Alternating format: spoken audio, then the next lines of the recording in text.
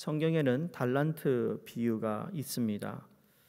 또 그 달란트 비유와 오늘 읽은 열 문화 비유가 달란트와 유사한 그러한 내용인 것 같지만 차이가 있다라는 것을 또한 우리가 발견합니다. 달란트 비유에서 주인은 종들에게 각각 다른 양의 달란트를 맡깁니다. 그래서 5달란트, 2달란트, 1달란트를 맡기죠. 네, 오늘 문화 비유에서는 이 주인이 10명의 종에게 똑같은 양의 문화를 맡겼다라는 겁니다. 이게 큰 차이입니다. 오늘 본문의 배경을 보면 이 주인이 왕위를 받으러 길을 떠나는 것으로 우리가 이해합니다. 그러면서 주인이 10명의 종에게 한 문화씩을 주며 장사하라라고 말하고 떠났습니다.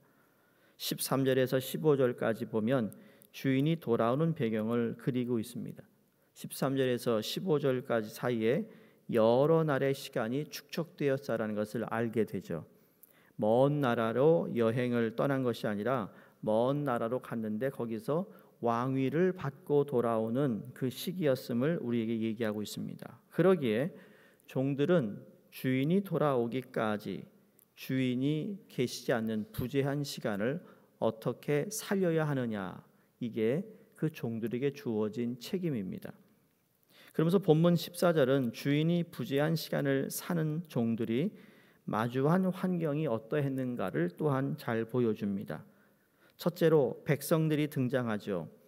달란트 비유에서는 다른 사람들은 등장하지 않습니다. 그런데 오늘 백성들, 그 사회의 백성들은 종들의 주인을 미워합니다. 그리고 그가 왕위를 받아오는 것을 반대하고자 사자까지 보냅니다. 사신을 보냅니다. 그러니까 종의 주인을 향한 백성들의 집단적인 미움은 그에 대한 비판을 무수하게 했을 것이라는 거죠. 그러니까 종들은 주인의 부재한 시간을 어떻게 살아야 하느냐, 그러니까 이런 거예요. 예수 그리스도가 이 땅에 오셨고 또 오시기 전 구약 성경에서 하나님이 선자를 보내고 선자를 보내서 그들이 어떻게 살아야 되는지를 계속 말씀하셨잖아요. 그거와 똑같은 거예요. 어떻게 살아야 되는가. 근데 우리가 앞을 내다보면 이제 예수 그리스도가 다시 재림하는 그날이 언제인지는 모르지만 그 왕이 다시 오실 때까지 우리는 어떻게 살아야 하는가.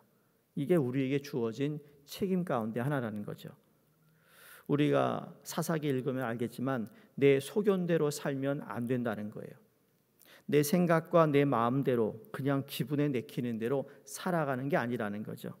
오늘날 기독교의 심각한 문제는 어느 순간 하나님의 말씀을 냉철하게 보고 그 말씀을 통해 내가 생각하는 그리스도인이 아니라 느끼는 그리스도인으로 많이 바뀌었다라는 거예요. 교회에도 내가 느껴지는 것을 너무 추구하다 보니까 이 feeling이라는 것, 감정이라는 것은 굴복이 있을 수 있거든요. 날씨만 좋아 보세요. 너무 좋다. 조금만 더워보세요. 더워서 죽겠다. 감정의 굴복이 하루에도 몇 번이나 있어요. 그러니까 거기에 우리가 맞춰 산다는 것이 이게 얼마나 무능한 모습도 보이고 그 모습이 참 하나님 앞에서 부끄러운 모습이라는 거죠. 그러니까 종들은 주인이 부재한 시간을 어떻게 살아가느냐, 이게 저희에게도 동일하게 주어진 시간이에요. 내가 죽어서 예수 그리스도를 만나기 전까지의 그 삶을 내가 어떻게 살려야 하느냐라는 거죠. 두 번째로 주인을 미워하는 백성이 정서적으로 그 주인의 종들을 동일시하며 미워하고 있습니다. 이게 자연스러운 일이죠. 주인이 부재한 시간 동안 주인을 미워하는 사회 분위기가 종들을 둘러싼 일상에서 종들의 고민이 깊지 않을 수 없습니다. 이러한 일상에서 종들에게 일어나는 변화를 오늘 본문이 예민하게 비춰주고 있습니다. 자, 먼저 본문은 주인을 왜곡하게 된 종의 모습을 상세히 다룹니다. 20에서 28절 가운데 보면 한 문화 그리고 이렇게 하나 다 똑같이 맡겨줬는데 마지막 세 번째 종의 이야기를 하면서 그 종이 주인에게 뭐라고 말하죠? 당신은 엄한 사람입니다. 두지 않는 것을 취하고 심지 않는 것을 거두는 사람이라고 말합니다. 분명히 주인이 떠날 때 주인이 건넨 한 문화를 받으며 내가 돌아올 때까지 장사하라는 주인의 말을 들었던 종입니다. 그런데 이 한 종은 주인의 부재와 백성들의 비난 속에서 기꺼이 다수인 백성들의 생각을 받아들였다라는 것을 간접적으로 알 수 있습니다. 사람이요, 계속 부정적인 얘기를 들으면 부정적인 사람이 되는 것처럼 이 백성들, 그 주인에 대한 좋지 않은 생각을 가지고 있는 사람들과 계속 만남을 갖다 보니 그 주인을 그렇게 생각하게 된 거라는 거죠. 이건 우리의 사람의 관계 속에서 이루어지지 않나요? 내가 친한 사람이 있어요. 그 친한 사람이 어느 한 인물에 대해서 계속 좋지 않은 이야기를 한다면 난 그렇게 생각하지 않았는데 어느 순간 그런 건 아닌데, 그렇죠? 소위 코인시던스예요. 그냥 어느 순간에 그 사람 한 얘기가 맞는 것 같네 이러면서 같이 동의하고 그렇게 묻혀갈 수 있다라는 거죠. 충분히 그럴 수 있다라는 거. 이걸 무엇을 얘기하는가? 우리가 이 세상의 땅을 밟고 살아가기 때문에 이 세상의 영향을 안 받을 수는 없겠지만, 그러나 그 밀려오는 이 세상의 가치와 세상 사람들의 소리를 듣지 않기 위해서 내가 하나님 앞에 초점을 두고 집중하고 살아가는 삶이 필요하다는 것을 우리가 깨닫는 겁니다. 자, 그래서 두 번째 차이점은 뭔가? 3명에게 달란트를 준 것이 아니라 10명에게 문화를 주었는데, 오늘 본문을 잘 보시면 주인은 10명의 종에게 문화를 주었지만 주인에게 돌아온 사람은 누구예요? 몇 명이에요? 3명의 종밖에 이야기하지 않습니다. 자, 7명은 무슨 이유인지 모르지만 자취를 감추고 있습니다. 오늘 본문은 오직 2명의 종만이 주인의 뜻대로 장사를 했다고 말합니다. 주인이 부재한 시간과 주인을 미워하는 현실 속에서 1명은 백성의 말을 따라 주인을 왜곡하고 7명은 소리 소문 없이 사라집니다. 그러니까 10명 중에 8명의 주인을 떠나거나 왜곡했고 오직 2명의 종만이 그들의 정체성을 잃지 않았다라는 사실입니다. 어느 성경학자는 이걸 이렇게 풀이합니다. 오늘날 기독교인이라고 하는 사람들이 100명이 산다면 20명만 제대로 구원받는 거 아니겠는가? 무서운 얘기입니다. 이게 반도 아닌 거예요. 그 중에 10명은 어떤 거예요? 주인이 시킨 대로 하지도 않습니다. 다른 7명은 어디론가 사라져 버렸습니다. 그런데 여러분 잘 보세요. 이민교회를 보면 말이죠, 한국도 그렇겠죠. 소리 없이 사라지는 교인들이 있습니다. 잘 다니다가 무슨 일을 만나서 어떤 계기가 되었든 간에 이상하게 그냥 수룩 사라져 버립니다. 보이지 않는다는 이야기예요. 전 이걸 보면서 참 하나님 대단하시다. 이러한 내용들까지 간접적으로 우리에게 주시는 경고의 말씀이 있다라는 것을 묵상하면서 깨닫습니다. 예수님은 이 비유를 하나님 나라가 당장에 나타날 줄로 생각하는 이들에게 전해준 말씀이라고 오늘 첫 번째 11절에서 이야기합니다. 하늘나라가 당장 나타날 줄로 아느냐라고 하면서 말씀하신 겁니다.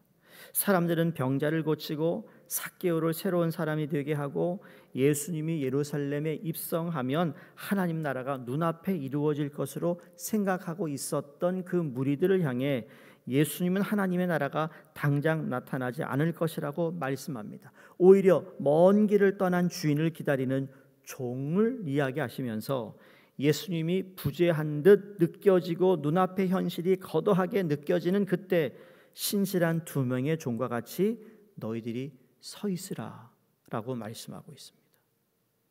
그 좁은 길은 어떻게 갈 수 있을까? 보이지 않는 주인을 믿는 믿음입니다. 하나님 보신 분 계세요? 눈앞의 현실에 암몰되지 않는 믿음입니다.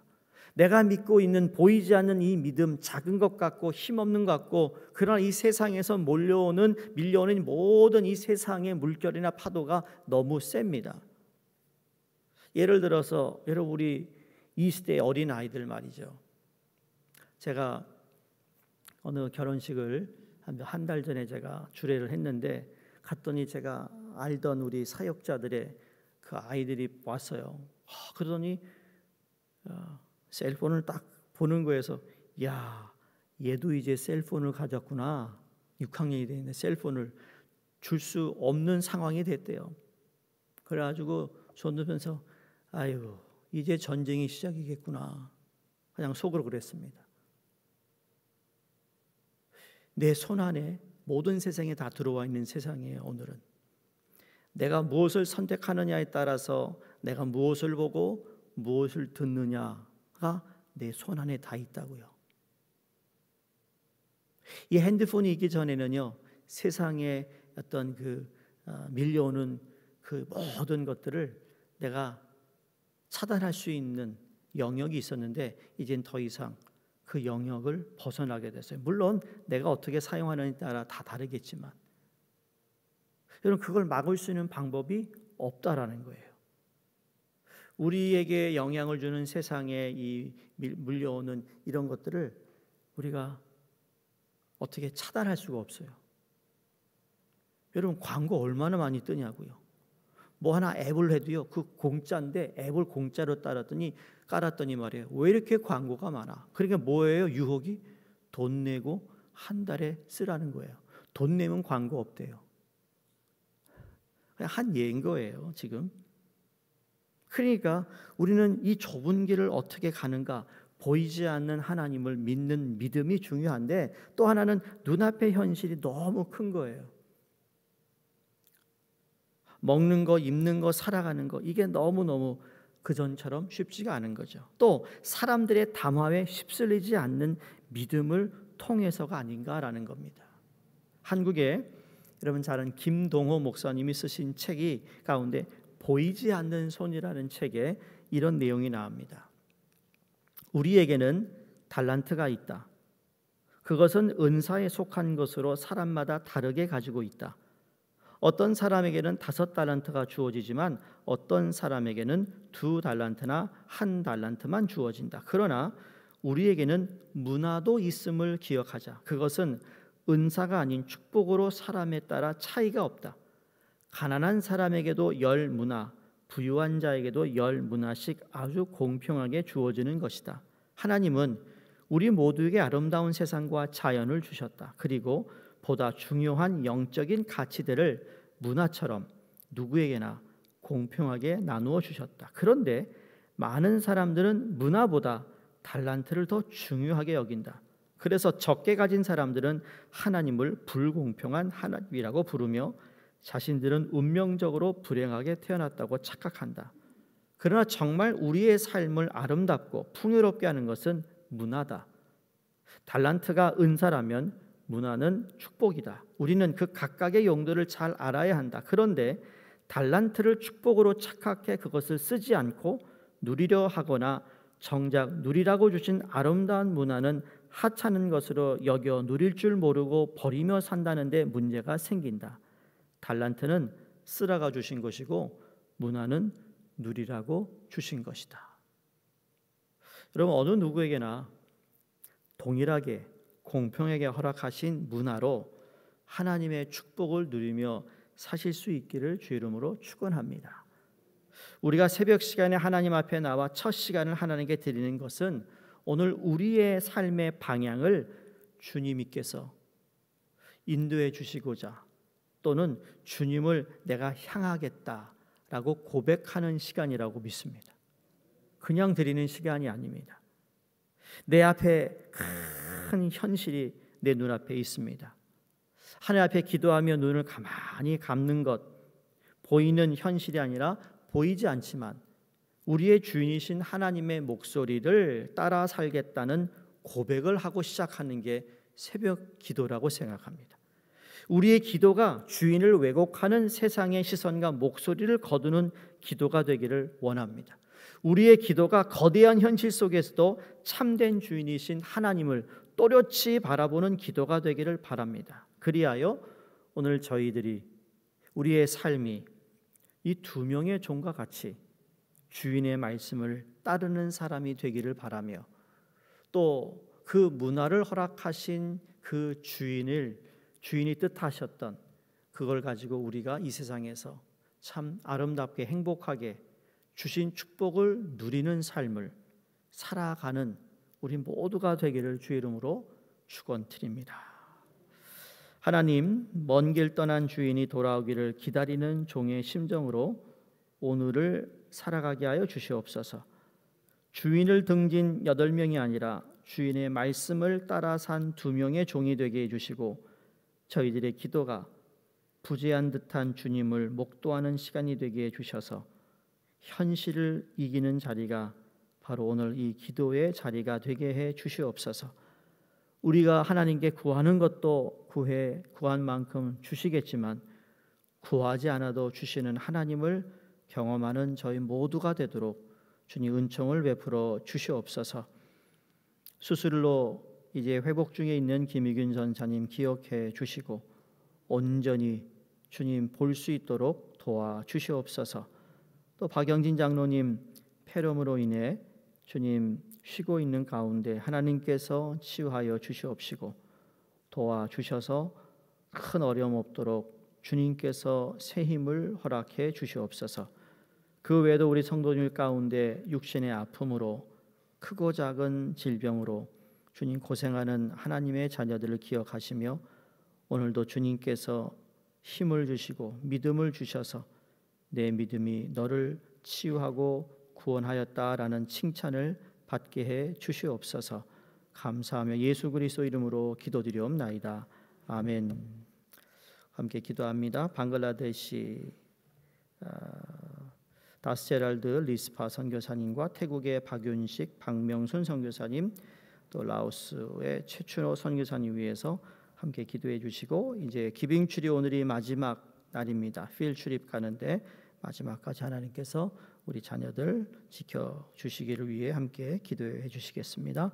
기도하겠습니다. 하나님 아버지 감사합니다.